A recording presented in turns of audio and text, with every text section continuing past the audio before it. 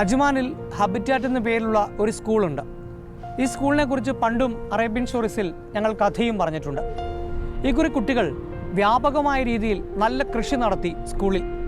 ഏതാണ്ട് 1500-ലധികം കിലോ പച്ചക്കറികളാണ് ഈ സ്കൂളിലെ വിവിധയിടങ്ങളിൽ നിന്നും അവർ വിളയിപ്പിച്ചിരിക്കുന്നത്. ഈ കുട്ടികളുടെ കൃഷിയാണ് നമ്മളിനി കാണാൻ പോകുന്നത്. ഒപ്പം ഹബിറ്റാറ്റ് സ്കൂൾ ഈ ലോകത്തിന് നൽകുന്ന വലിയ മാതൃകയും.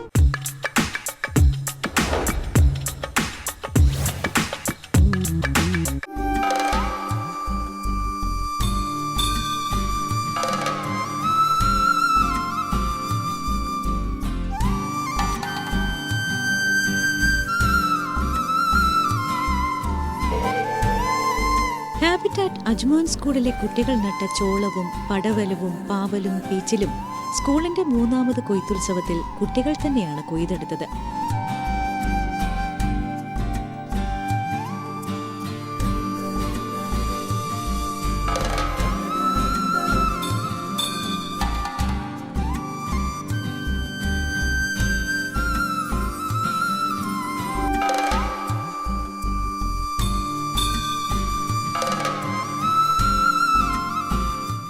സ്കൂളിലെ പാഠ്യപദ്ധതിയുടെ ഭാഗമായി ജൈവ കൃഷി നടത്തുന്ന ഹാബിറ്റാറ്റിലെ കുട്ടികളുടെ വിളവെടുപ്പ് ഇത്തവണയും മോശമായില്ല.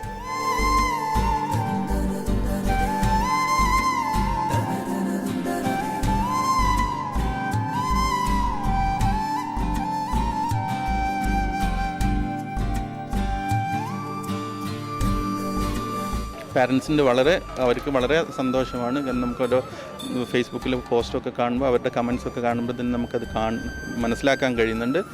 അതേപോലെ ഇവിടുത്തെ വിളവെടുത്ത വിഭവങ്ങൾ പച്ചക്കറിയും മറ്റും നമ്മൾ ഇവിടെ കൗണ്ടറിൽ വെക്കുന്നുണ്ട്. അതും പാരൻസൊക്കെ വന്ന് അവർ സന്തോഷത്തോടെ വാങ്ങിപ്പോകുന്നുണ്ട്. കാരണം ഒരു സൂപ്പർ മാർക്കറ്റിലും കിട്ടാത്ത സംഗതികളാണ് മുരിങ്ങ ഇല, അകത്തിച്ചീര, സെസ്ബാനിയുടെ ഇല, അതിൻ്റെ പൂവ്, ഈ പോലുള്ള സംഗതികളും അവർക്ക് പ്യുവർലി ഓർഗാനിക് ആയിട്ടുള്ള സാധനങ്ങൾ ഇവിടെ അവർക്ക് കിട്ടുന്നുണ്ട്. അതവരുടെ സന്തോഷം നമുക്ക് വളരെ ബോധ്യപ്പെടുന്നുണ്ട്. ഈ വർഷം നമ്മൾ നെല്ല് നട്ടു പരീക്ഷണാടിസ്ഥാനത്തിൽ. അതിൽ നെല്ല് ഇപ്പം കതിര് വന്നു കഴിഞ്ഞു. മുന്തിരി വള്ളിയുണ്ട്, മുന്തിരി പൂക്കാനായിട്ടുണ്ട്. പിന്നെ നോനി, അകത്തിച്ചീര, നോനി, ലക്ഷ്മി തരു ഇതുപോലുള്ള ഔഷധ ചെടികളും നമ്മൾ നട്ടിട്ടുണ്ട്. പരീക്ഷണാടിസ്ഥാനത്തിൽ നടത്തിയ നെൽകൃഷിയും ലക്ഷ്യം കണ്ടതോടെ കുട്ടികളുടെ ആവേശം ഇരട്ടിച്ചു. നെൽക്കതിർ വിളവെടുപ്പിന് പാകമായി ഇപ്പോൾ നിൽപ്പുണ്ട്.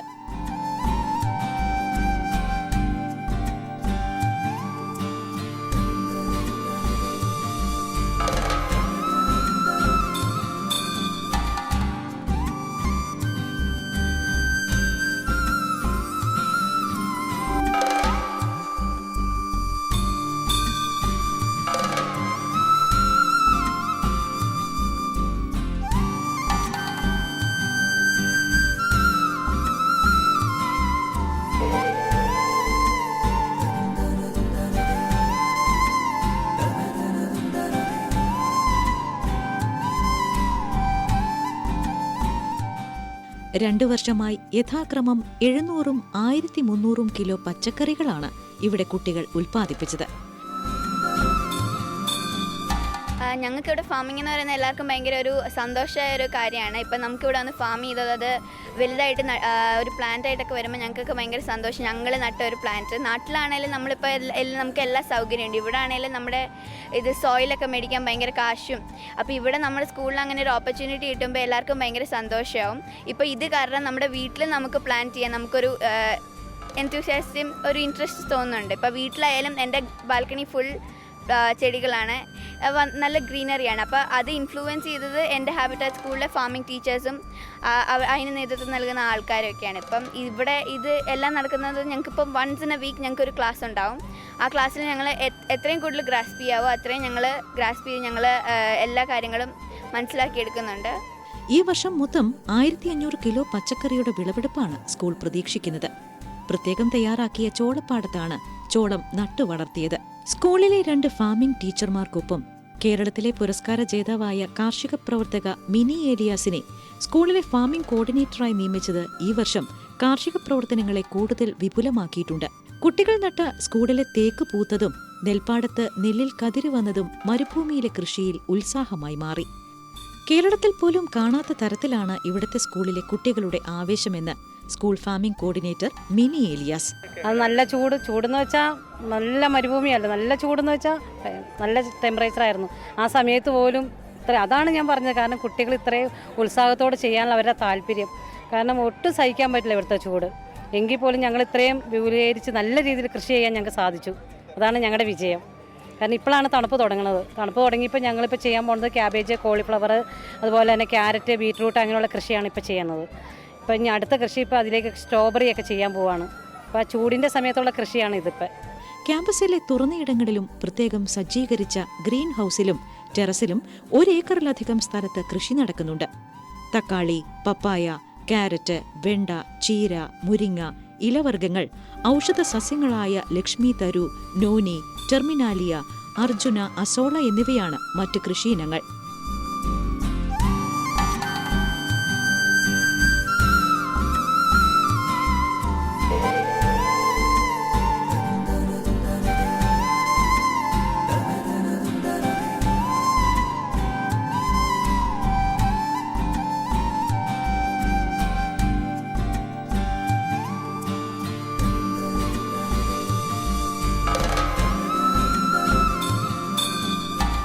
ഇപ്പോൾ മുന്തിരിവള്ളികളും ക്യാമ്പസിൽ തളർത്തിരിക്കുന്നു. ജൈവകൃഷിയിലൂടെ ശ്രദ്ധേയനായ അലൈനിലെ CP വിജയനാണ് കുട്ടികൾക്ക് മാർഗനിർദ്ദേശം നൽകുന്നത്.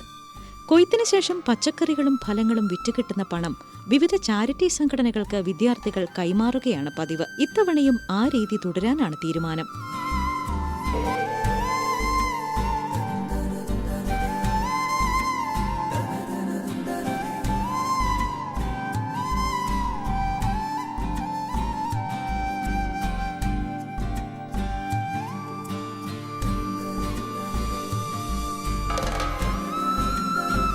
കുട്ടികളിൽ മണ്ണിലിറങ്ങി പ്രവർത്തിക്കാനുള്ള താൽപ്പര്യവും അവബോധവും വളർത്തുന്നതിനൊപ്പം ഔഷധ സസ്യങ്ങളെ പരിചയപ്പെടുത്തുവാനും തങ്ങൾ ശ്രമിക്കുന്നുണ്ട് എന്ന് school managing director Shamsu Zaman CT പറയുന്നു.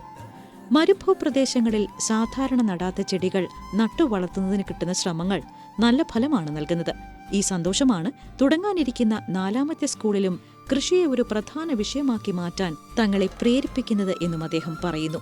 ആദ്യത്തെ നമ്മളുടെ സ്കൂളിൽ നമ്മളൊരു പരീക്ഷണാടിസ്ഥാനത്തിൽ തുടങ്ങിയപ്പോൾ അതിലെ കുട്ടികളുടെ ആവേശവും അവരുടെ സന്തോഷവും കണ്ടപ്പോഴാണ് നമ്മൾ ഹാബിറ്റാറ്റ് എന്ന സെക്കൻഡ് നമ്മൾ സ്കൂൾ തുടങ്ങാൻ ഉദ്ദേശിച്ചപ്പോൾ അതിനു വേണ്ടി മാത്രമായിട്ട് നമ്മളൊരു സ്പേസ് കാണാനും ഗ്രീൻ ഹൗസ് പോലുള്ളത് വെക്കാനും ഉദ്ദേശിച്ചത്. അതിലും വളരെ സക്സസ് ആയിട്ടാണ് നമ്മൾ കാണുന്നത്. ഇത് 3ാമത്തെ വർഷമാണ്. ആദ്യത്തെ വർഷം 700 കിലോളം നമ്മൾ വിളവെടുത്തു. 2ാമത്തെ വർഷം 1100. ഈ വർഷം നമ്മൾ സീസൺ കഴിയുന്നതോടെ നമ്മൾ 1500ഓളം കിലോ ആണ് നമ്മൾ പ്രതീക്ഷിക്കുന്നത്. അപ്പോൾ കുട്ടികളുടെ സന്തോഷമാണ് കൊണ്ട് മാത്രമാണ്, അല്ലെങ്കിൽ അവരുടെ പാർട്ടിസിപ്പേഷനിൽ കണ്ടതുകൊണ്ട് മാത്രമാണ് നമ്മളങ്ങനെ വ്യാപിപ്പിക്കുന്നത്. ഇപ്പോൾ ഈ വർഷം 1.5 ഏക്കറോളം സ്ഥലത്ത് നമ്മൾ കൃഷി ചെയ്യുന്നുണ്ട് ഈ ഹാബിറ്റാറ്റ് ക്യാമ്പസിൽ തന്നെ. School academic director CT Adil, academic dean Waseem Yusuf Bhat, school principal Sanjeev Kumar എന്നിവരും പത്രസമ്മേളനത്തിൽ പങ്കെടുത്തു. കൊണ്ടുവായോ